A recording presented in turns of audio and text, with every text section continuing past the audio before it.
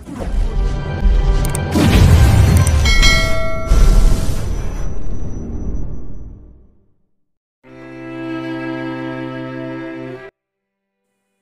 ang sasakyan sa mansyon ng pamilyang Santiles.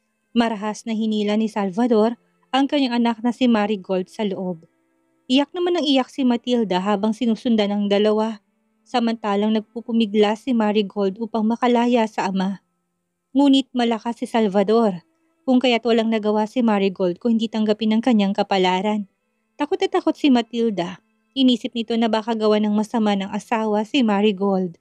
Baka sa ekspresyon ng matandang lalaki, ang gigil na sakta ng anak. Nang makapasok, pinagtitingin na naman sila ng mga kasambahay habang nagbubulong-bulungan. Hindi makapaniwalang mga tao doon na naging marahas ngayon si Salvador sa paborito nitong anak na si Marigold. Noon kahit lamok nga hindi nito pinapadapuan ng dalaga. "Anong tinitingin-tingin niyo dyan? Bumalik kayo sa trabaho! Bilis!" Galit na sigaw ni Salvador sa mga kasambahay kung kaya't mabilis naman ang mga itong nagsialisan sa sala at lumabas. Galit na galit si Salvador. Halos hindi na ito mapakalma ni Matilda. Tila ba naging bingi na ito at hindi na naririnig ang iyak ng kanyang mag-ina. Bumuhos ang luha ni Marigold nang ihagis ni Salvador ang dalaga sa sahig. Sa sobrang lakas nito ay natumba si Marigold at napahiga doon. Nauntog pa ang ulo nito sa semento.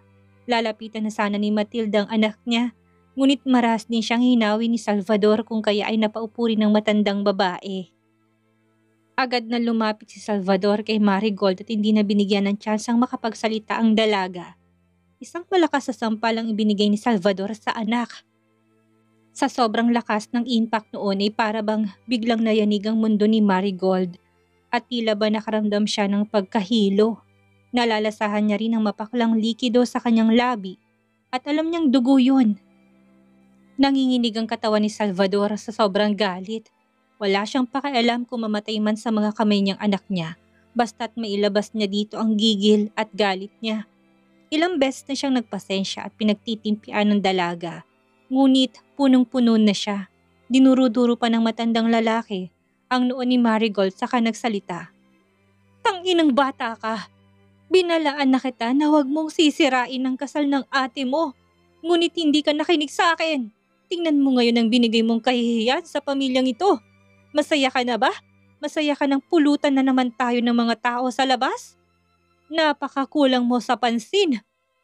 Alam ni Marigold na papatayin nga talaga siya ni Salvador sa pananakit, kung kaya't pilit niyang tinatayo ang sarili.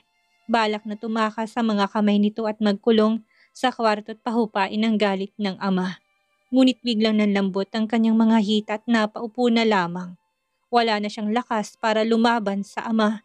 Punong-puno ng sugat at pasa ang mukha ni Marigold dahil sa paulit-ulit na sampal ni Salvador. Habang ang ina naman na si Matilda ay walang nagawa kundi ang manood sa kanila habang umiiyak. Kaawa-awa ang sinapit ni Marigold sa ama.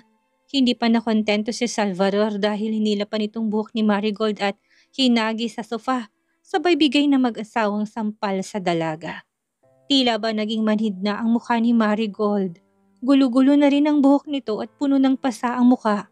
Nang hindi na makayanan ni Matilda, ay agad niyang hinarang ang katawan sa anak at napasigaw kay Salvador.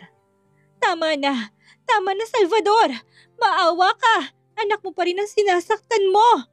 Hagulhol ni Matilda habang niyayakap ang kaawa-awang si Marigold. "Hayaan mo siya, ma'am! Hayaan mong saktan niya ako hanggang sa mamatay!" Sigaw ni Marigold. Ngunit tumiling lamang si Matilda, pilit na kinukuha ni Salvador si Matilda. Ngunit nanatiling nakayakap ito sa anak. "Sige, kampihan mo na naman yang walang hiya mong anak. Dahil sa palagi mong binibaby to kung kaya't nagkaganyan yan. Napakasama ng ugali at hindi nakikinig sa magulang.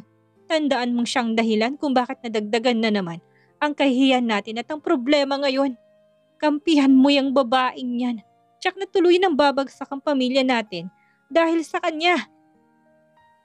Bigla namang natauhan si Matilda, kaya lumuwag ang yakap niya sa anak. Alam niyang tama ang sinabi ng asawa. Si Marigold ang dahilan kung bakit nagkaroon na naman sila ng problema at kahihiyan. Okay na sana ang lahat dahil Naglaylo ng mga balibalita sa kanilang pamilya dahil sa naganap na kasal ni Zinaya at Joaquin. Ngunit hindi naman nagpatalo ang kanyang isang anak dahil gumawa na naman ito ng komosyon para lang magpapansin sa madla. Magunos dili ka, Salvador! Hindi pa naman napapatunayan na si Marigold ang may pakana noon. Hindi na natuloy ang sasabihin ni Matilda nang biglang nagsalita si Marigold. Oo, ako ang may pakana. Inamin ko naman to sa harap ng madla. At wala akong pakialam kung masira man ang pamilya natin. Mapahiya lang si Zinaya. Nang maramdaman ni Marigold na wala na siyang kakampi sa pamilyang ito, ay mas maigi hindi na siya magpaka-plastic sa mga to. Para saan pa? Hindi naman na siya ang paborito nitong anak. Si Zinaya na, akmang sasaktan na naman siya ng ama, ngunit mabilis siyang nagsalita. Sige! Saktan mo ko! Saktan mo ko hanggang sa mawalan ako ng hininga! Ganyan ka naman talaga, hindi ba? Ang importante lang sa inyo ay ang reputasyon ng pamilyang ito. Kung saan kayo magiging maudlat ay doon kayo, hindi ba? Para kami isang tropeyo nyo na kapag may achievement lang ay doon na kayo masaya. Wala naman talaga kayong pakialam sa amin ng kapatid ko. Mahal nyo lang kami kasi may naibibigay kaming karangalan sa inyo. Hindi naman makapagsalita si Salvador sa sinabi ng anak. Para bang ang bawat salita ng dalaga ay tumutusok ng paulit-ulit sa puso niya. Tinamaan siya sa mga salita nito. Sige, papatayin na kita ngayon din. Umalis ka dyan, Matilda! Galit na sigaw ni Salvador ngunit niyakap lamang ni Matilda tinila palayo kay Marigold. Lumingon si Matilda sa anak habang umiiyak. Anak, umalis ka na muna dito. Tumakas ka na muna sa bahay na ito. Ako nang bahala sa tatay mo. Sigaw ni Matilda kung kaya't wala namang inaksayang panahon si Marigold. Kahit na masakit pang kanyang katawan at hindi makatayo ay pinilit niya ang sarili. Alam niya kasing kapag hindi siya umalis ay talagang mapapatay siya ng ama. Sige, umalis ka. Umalis ka sa bahay ko at huwag ka nang babalik pa. Pahabol ni Salvador sa dalaga. Walang nagawa si Marigold kung hindi ang tumakbo ng tumakbo palayo sa mansyon nila. Ang masaklap pa, sa paghinto niya sa pagtakbo doon naman lumakas ang hangin at sumunod ang napakalakas na ulan. Mabilis siyang sumilong sa isang malaking puno sa gilid at kinuha ang kanyang phone. Mabilis niyang tinawagan ang number ni Dylan. Ang lalaki lang ang tangi niyang pag-asa at kakampi sa ngayon. Ilang minuto ang nakalipas nang sa wakas ay sinagot siya ng binata. Dylan? Marigold? Ano problema? Nag-aalalang tanong ng binata. Nang marinig ang boses ni Dylan, ay doon lamang napahikbi si Marigold at pumalaho ng iyak. Si Dad, binubog niya ako. Itinakwil na rin niya ako bilang anak kung kaya't napalayas ako ngayon sa bahay. Pero hindi ko alam kung saan ako pupunta. Sobrang lakas ng hangin at ulan at mukhang babagyo pa yata. Pwede bang puntahan mo ko dito at sunduin? Nagmamakaawang sagot ni Marigold. Sobrang nangihina na siya at kung hindi siya marirescue agad ay baka mahimatay siya dito mismo sa ilalim ng punong sinisilungan niya. Natahimik naman ang kabilang linya. Hindi makasagot si Dylan, naalala kasi niyang banta ni Joaquin bago siya makaalis sa reception nito. Pinagbawalan na rin siya ng ama na makipag-usap at makipagkita kay Marigold. Ayaw kasi ng ama niya na magalit at madisappoint si Joaquin sa kanila. Lalo na't isa sila sa collaborators ng bagong proyekto nito. Malaki rin ang utang na loob ng pamilyang Lin sa pamilyang Anderson kaya hanggat maaari ay iniiwasan nila na magkaroon sila ng hidwaan sa pamilya ni Joaquin. Sorry Marigold, ngunit hindi kita matutulungan ngayon. Mas mabuti pang umuwi ka na muna sa inyo at humingi ng tawad sa magulang mo. Nang matapos sabihin yon sa dalaga, ay agad nang pinatay ng lalaki ang tawag. Nang marinig ni Marigold ang sagot ni Dylan, ay agad na naputol ang linya. Hello, Di? Hello? Tawag niya pa ngunit sunod-sunod na tunog ng telepono na lamang ang narinig niya. Nawalan ng pag-asa si Marigold. Hinigpitan niyang hawak ng phone sa kanapahinga ng malalim. Sobrang nananakit ng kanyang katawan na para bang gusto niya na lamang mahiga. Paano nagawa sa kanya to ni Dylan? Bakit nangyayari sa kanya ang lahat ng ito? Subalit hindi siya susuko. Mahina lamang ang gagawa nun. Ganyan tinawagan ulit ang lalaki, ngunit ring lang ng ring lamang ito. Nakalimang tawag siguro siya na mapagtantong pinatay na ng binata ang telepono.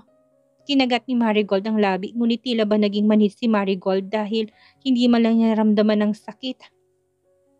Isang malakas na dalugdog ang nagpasigaw kay Marigold. Napahawak siya sa kanyang dalawang tenga dahil sa sobrang gulat. Basang-basa na rin ang kanyang damit at nawala na rin ang kanyang makeup sa mukha. Sa sobrang takot ay agad na napayuko si Marigold. Kumakalam na rin ang sikmura niya dahil sa sobrang gutom sabayan pa ng pananakit ng kanyang katawan. Dahil sa mga natamong pasa at sugat galing sa pambubugbog sa kanya ng ama, sumabay rin sa pagbuhos ng ulan ng kanyang mga luha. Sobrang sinisisi niya ang ate niya dahil sa mga nangyayari ngayon. Kung hindi sana ito nagpakita sa kanilang pamilya, ay hindi sana ito mangyayari sa kanya.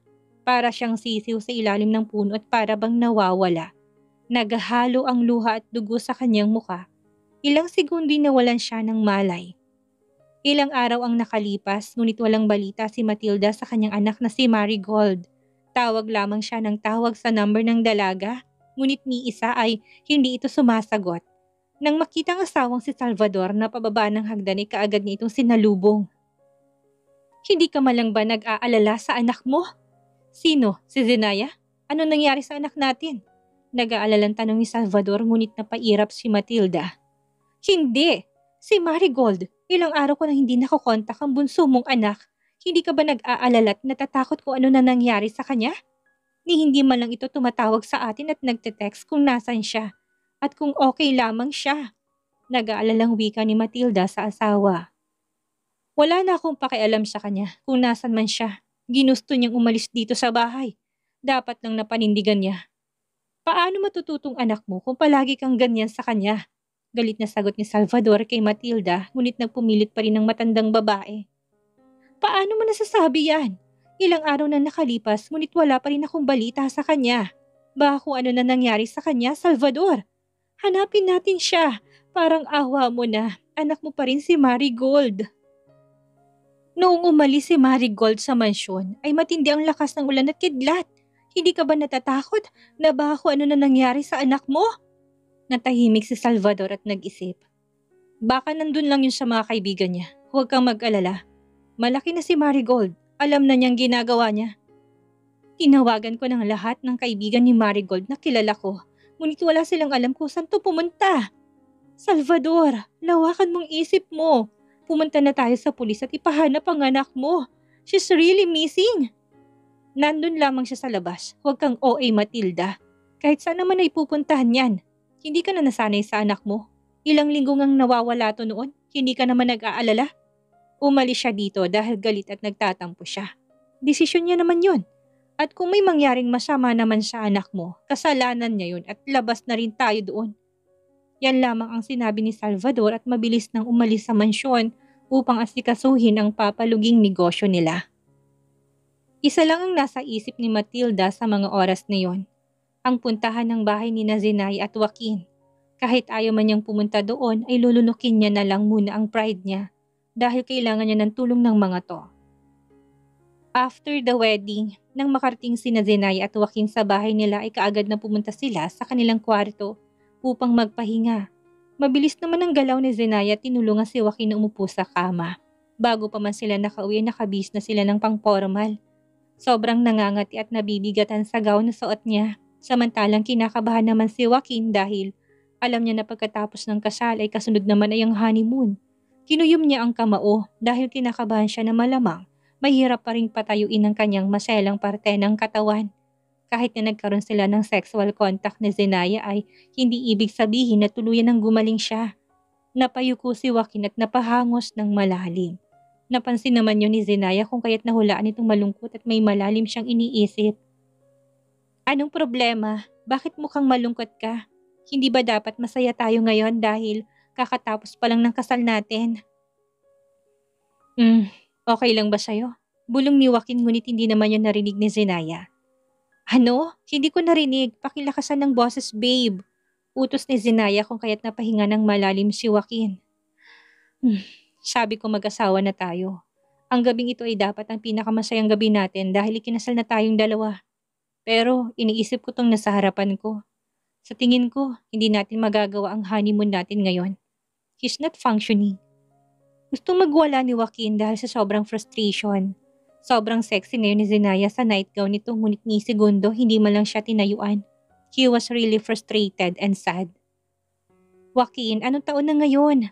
It's 2055 already. Hindi na uso yung pagkatapos ng kasal ay honeymoon agad ang gagawin ng bagong kasal. Isa pa, sobrang pagod tayo dahil sa nangyaring komosyon kanina. Wala na tayong lakas para gumawa ng kung ano pa. Tama?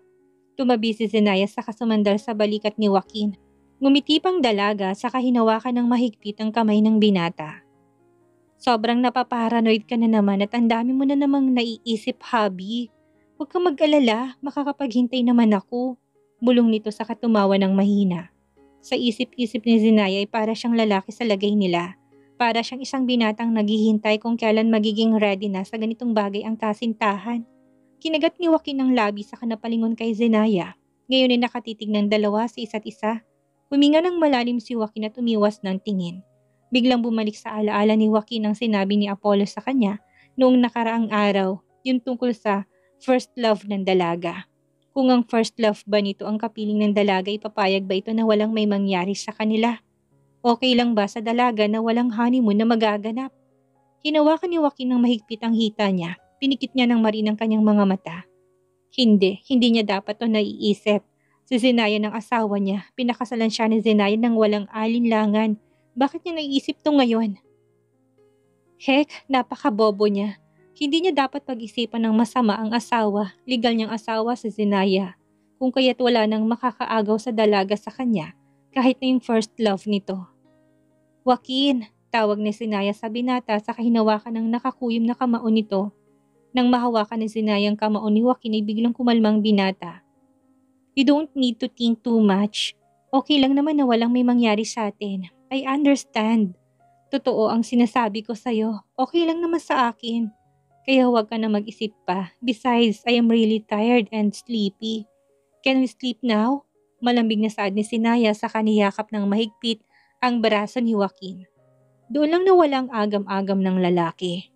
Sa hindi maipaliwanag na dahilan, biglang kumalmang binata. Napakurap-kurap ng mata si Joaquin sa kanapatango. Sige, matulog na tayo, wife. Dahan-dahang inihiga ni Zenaya si Joaquin at agad na tumabi sa binata. Niyakap ni Zenaya ng mahigpit ang katawan ni Joaquin sa kanapangiti ng matamis. Good night, my love. Sweet dreams. Ginawaran pa ng dalaga ng matamis na halik sa labi ang binata.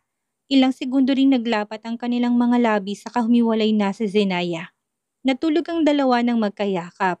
Kahit na walang nangyari sa kanilang dalawa, para kay Zenaya, it was the best and peaceful night she had in the past years.